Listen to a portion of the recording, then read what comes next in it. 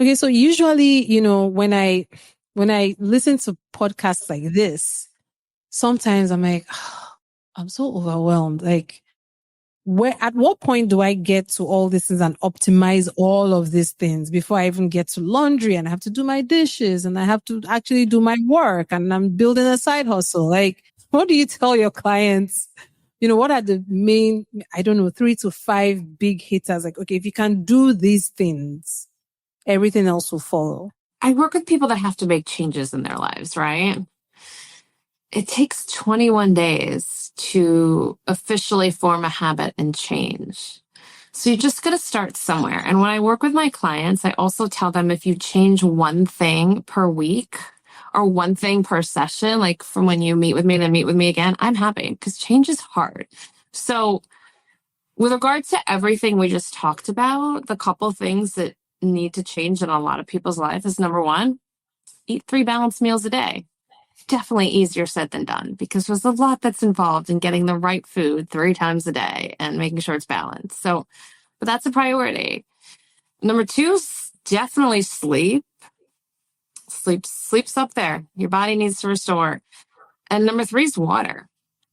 We're made up of 75% water. If you're not drinking enough, the cells in your body just aren't going to work. So a lot of people walk around dehydrated, and it's really important to stay hydrated too. Not me drinking my water, but do you have more? Exactly. I don't have mine right next to me right now, but I walk around with a bottle, and that's something most people can do, but you can't just walk around with a bottle because it shouldn't be plastic. Oh. Because that's a whole other realm that we can get into. Oops. Are you using a plastic? Yes. Ooh, well, we have to work on that. Plastics are forever chemicals that can do terrible things to your body and the environment and the planet. So we really want to stick to glass or metal. They're just safer materials. Yeah, because basically microplastics can leach into the water that you're drinking and you're putting them into your body. Okay, it looks like I'm going to have to change my water bottle soon. Yeah. Well, actually, okay. I just was quoted in an article recently about toxins in our environment. I will put that up there soon. So okay, anyone in the audience can check it out because the world is so toxic. Don't even get me started. But yeah, keeping the products that you put next to your food or that you cook your food in is so important as well. So just decreasing plastic is really important. Oh, wow. Okay. I mean, I didn't even... Shots fired. Oh no. And maybe in our next session we need to discuss plastics and microplastics and toxins in your environment. We'll go deeper for sure. Yeah. So, about this water thing, I was having a conversation with a friend just a few days ago, and he was telling me how, because I try to drink a gallon of water a day, and it was like, Kepo, sometimes you're drinking too much water that you're diluting, your electrolytes or digestive enzymes, depending on the climate or weather or whatever of where we live, how much electrolytes should we have in our water, or how much water should we be drinking? Because there's so much out there. Some say, 2 liters. Some say your weight in pounds. I mean, please help us out. My general recommendations for the average person are 2 to 3 liters. More likely 2 because most people these days do exercise and sweat and you need to replenish when you sweat. But half your body weight in water.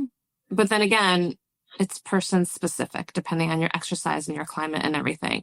Electrolytes are important if you're sweating a lot or if you're sick. You lose electrolytes if you're sick. You lose electrolytes in sweat. But again, going back to our soil is not ideal. Our food supply is not ideal. And again, we're not getting enough sodium, potassium, calcium, magnesium in our diet. So replacing electrolytes is pretty important, especially for women heading into perimenopause. Oh, wow. Okay. Or late 30s and older. Yeah, it's really important to really hone in. That's one of the things it's a good idea to hone into. Oh, I didn't know that. Why is that? Hormones change everything. Digestion, metabolism, everything. I'm going to get electrolytes because, to be honest, I haven't really been using that recently, or at least this year. And I definitely need to get, because I am that woman in her 30s. Okay. So there's some other things I want to quickly get into because I know that like a lot of the people listening, they consider themselves high achievers, high performers. And there is something to be said about gut health, right? And I know that we've touched a lot on different things. In the beginning, we started with parasites and all of that. And I still have that question for you about how to get tested. Where should they go? What should they do? So can we go a little deeper into gut health and how it actually just affects everything? I've even heard in some places how the gut is actually the second brain of the body. Mm-hmm. All right, let's start with number one. Normal digestion and normal bowel movements. It's such an important topic because it's not discussed, but our gut helps us is a detox center of our body. And things that come in have to come out. And if they're toxic, they really need to leave. So going to the bathroom 1 to 3 times a day, having solid bowel movements is normal. Anything other than that is not normal, and it's a sign that there's a problem. I've had clients come to me on all spectrums of that. I've had clients come to me and say, I have explosive diarrhea after every meal, but I thought it was normal because my whole family experiences the same thing. That is not normal. You're not absorbing your food. You're not absorbing water. You are going to suffer the consequences of that. Mm-hmm. Number 2, I go to the bathroom once a week. I'm never hungry. Well, if your intestines are literally filled to the brim with toxins and they aren't leaving your body, there's no room for more food. You're literally filled up. So that is not normal. If anyone listening has either of those symptoms, it's really not normal. And then things run the gamut in between. Some people have both constipation and diarrhea. Some people go to the bathroom every other day, which they think is fine, but really it's not. It's not good enough. The toxins in your body need to be eliminated at least once a day. So let's start there. So what I do functional gut health testing. It's a GI map stool test. And the testing that I do, you can find out so much. You can find out if you have any bad bacteria. Is any of it overgrown? You can find out if you have good bacteria. That can be overgrown as well. Or you can be limited in the amount that you have and you don't have enough good bacteria.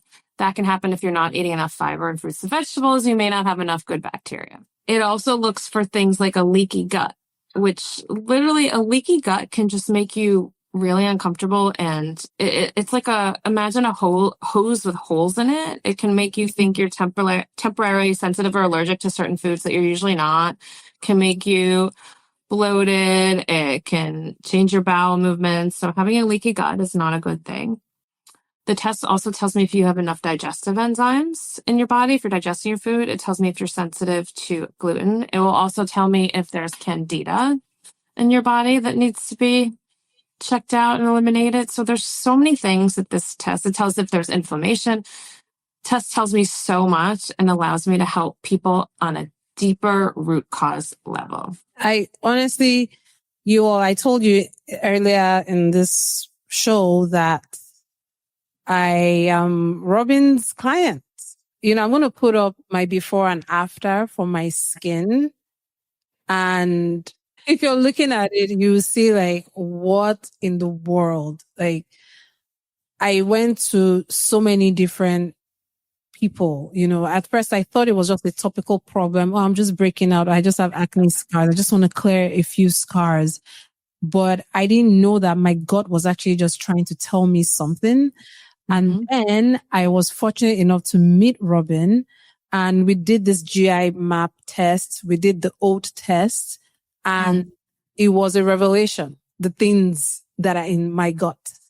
And when we started clearing it out, it was one of those situations where it gets worse before it gets better, because that stuff needs to come out of you somehow. Well, let's take a step back here. Yeah, go on. It doesn't always get worse before it gets better. That's not the case.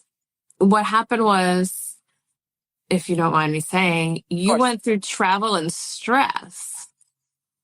That's why it got worse. It wasn't my treatment that made you worse. So let's put that out there. Yes, no, absolutely. Okay, yes. We You got should. worse before you got better, but for reasons that didn't have to do with my treatment. Okay. Point taken, point corrected. No, literally, people come to me and they're like, is it going to get worse before it gets better? Because if so, I don't want to do this. And I say, I don't know if you're going to get worse before you get better, but my treatment isn't going to necessarily make you worse before you get better. Because the skin and overall health, as we're talking, you can see that there's so many external and internal factors that lead to just in general overall health. Whether it's skin health, whether it's body health, whether it's brain health, there's so many factors. It's what's in our environment. It's what you're putting directly on your body. It's indirectly affecting your body. It's what you eat. It's how you sleep.